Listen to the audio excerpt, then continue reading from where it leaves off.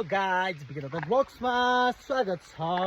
म चाहिँ अहिले एकदम काममा हिँडिरहेको छु। पानी परिरहेको छ, छाता ओढेर है, एकदम छाता ओढेर हिँडिरहेको छु। अब कहाँ होला भन्ने लाग्न सक्छ होइन, म कहाँ जाँदैछु भन्ने पनि तपाईँहरूलाई म लोकेसन देखाउने छु। आज म चाहिँ होइन टोड्के झरना जाने बाटो भनेको छ। यो चाहिँ सन्दकपुर 2 फेमे गुरु सनराइज स्पोर्टिङ क्लबले चाहिँ यो राखेको छ। तर म टोड्के झरना चाहिँ पुग्दिनँ। म चाहिँ सार्मे सुनवाईको लागि अभिमत सङ्कलनको लागि चाहिँ यो माइमजुवा एरियामा आएको छु र पानी पनि परिराखेको छ। म छाता ओढेर नै हिँडिराखेको छु। अब हेर्नुहोस् है, यसरी म चाहिँ यसरी ट्रेकिङ रुटमा यसरी छाता ओढेर होइन यसरी हिँडिराखेको छु। यहाँ यता तल जाने यहाँ बाक्लो गाउँ छ भनेपछि हाम्रो घोन्टे भाइले भनेपछि चाहिँ म चाहिँ अब यहाँ गइराखेको छु। सक्नुहुन्छ यहाँ चाहिँ यो फेमे गुरुको यो गुम्बा पनि हो। यो गुम्बा हुँदै हुँदै चाहिँ म यहाँ तल अब गाउँमा 1-2 घरको चाहिँ अभिमत सङ्कलन गर्नुपर्ने भनेर चाहिँ हिँडिराखेको छु।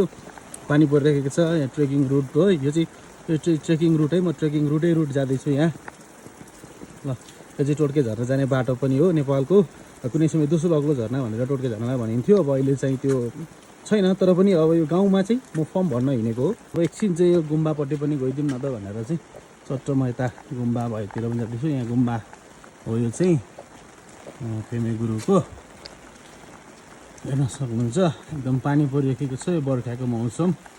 आज चाहिँ साउनको 16 गते पनि रहेको छ।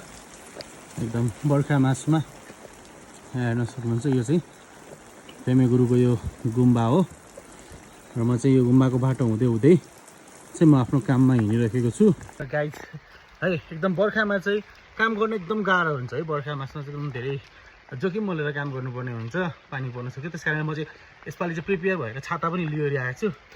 छाता ओढेर चाहिँ जाँदैछु। अब यहाँ तल 1-2वटा घरमा चाहिँ अभिमत सङ्कलन गरेर अनि म चाहिँ फेरि देउराली फर्किने हो। चाहिँ ट्रेकिङ रुट है। यहाँ एकदम ढुङ्गाको सोलिङ गरेर चाहिँ सिडी बनाइएको छ। यो टोड्के झर्ना जाने एउटा बाटो पनि हो। तर म चाहिँ टोड्के झर्नासम्म चाहिँ पुग्दिनँ, किनभने म अलिक उरैसम्म गर्छु।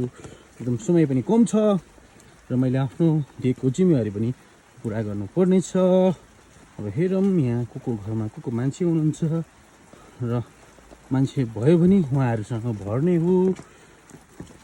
एकदम राम्रो छ। यहाँ अलैँची, यो चाहिँ खोल्साको सुन भनेर चिन्न सक्छौँ हामी। यो चाहिँ अलैँची हो। हेर्न सक्नुहुन्छ कति बाक्लो छ यहाँ अलैँची चाहिँ।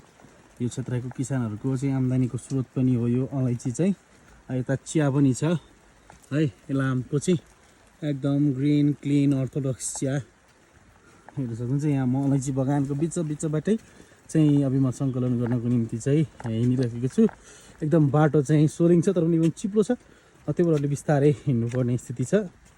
बर्खामा जुत्ता लाएर हिँड्न सकिँदैन। त्यही भएर चप्पल लगाएर प्याटेक पार्दै म चाहिँ तल जाँदैछु। गाउँ कतिको बाक्लो छ थाहा छैन। घुन्डे भएर चाहिँ बाक्लो गाउँ छ भने यहाँ अलैँची बगानको बिचबाट चाहिँ यसरी म चाहिँ हिँड्दैछु।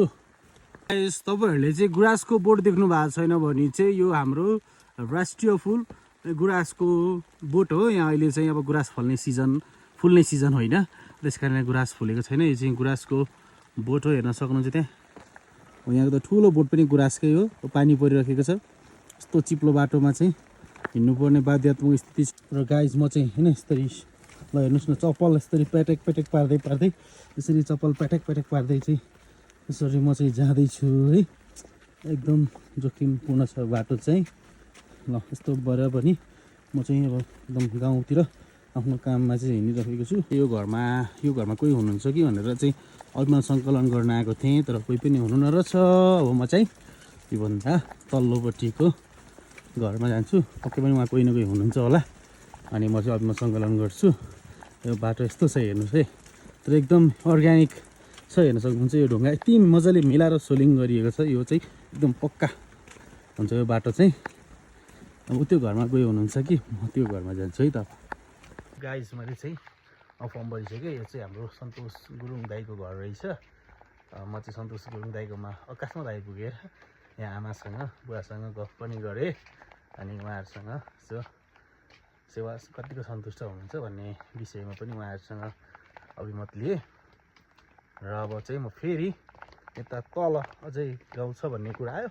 म त तल गाउँतिर चाहिँ झर्दैछु गाइज म चाहिँ अहिले माइमजुवा फेमेगुरुबाट तल छु है यो यहाँ हेर्नु है यसरी चाहिँ चट्ट आफ्नो यो कामको लागि आएको होइन अब यहाँ चाहिँ सबैजनाले फेरि मलाई बिके दादा भनेर चिन्नु हुँदो रहेछ होइन म चाहिँ कसैले चिन्नु हुँदैन जस्तो लागेको थियो है सबैजनाले बिके दादा भनेर चिन्नु हुँदो रहेछ के कम्तीमा मेरो नाम भन्दा नि उपनामले धेरै चिनेको रहेछ खुसी लागिरहेछ मलाई चाहिँ अब म यहाँ फर्म भर्न जाँदैछु अब यो चाहिँ तपाईँहरूले भरे भिडियो चाहिँ बिके दादा भ्लग्समा हेर्न पाउनुहुन्छ